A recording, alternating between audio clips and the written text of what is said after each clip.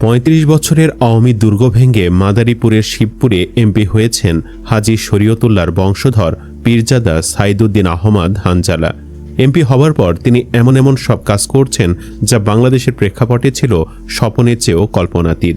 সম্প্রতি হানজালার অনেকগুলো কাজের মধ্যে একটি কাজ সামাজিক যোগাযোগ মাধ্যমে ভাইরাল হয়েছে, তা হচ্ছে পরকীয়ার বিচার। তিনি বিচার করতে আসলে সেখানে মসজিদের ইমামসহ শত শত মানুষ উপস্থিত হয়। প্রথমে হানজালা নিজের স্ত্রীকে কন্ট্রোল করতে না পারার জন্য ওই ব্যক্তি ধরেন।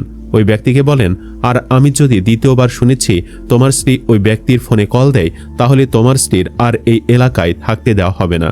এরপর হুজুর আসেন ওই যুবকের কাছে, আঙ্গুল উঁচিয়ে বলেন, চাইলে আজ তোমাকে অনেক কিছু করতে পারতাম, কিন্তু তোমাকে ভালো হবার একটা সুযোগ দিলাম। এলাকার মানুষ যেন ৩ মাসের মধ্যে আমাকে রিপোর্ট দেয় যে তোমার আচরণ পরিবর্তন হয়েছে। এরপর প্রথম শাস্তি হিসেবে ওই যুবককে টানা ৩ মাস জামায়াতের সাথে নামাজ পড়তে দেন।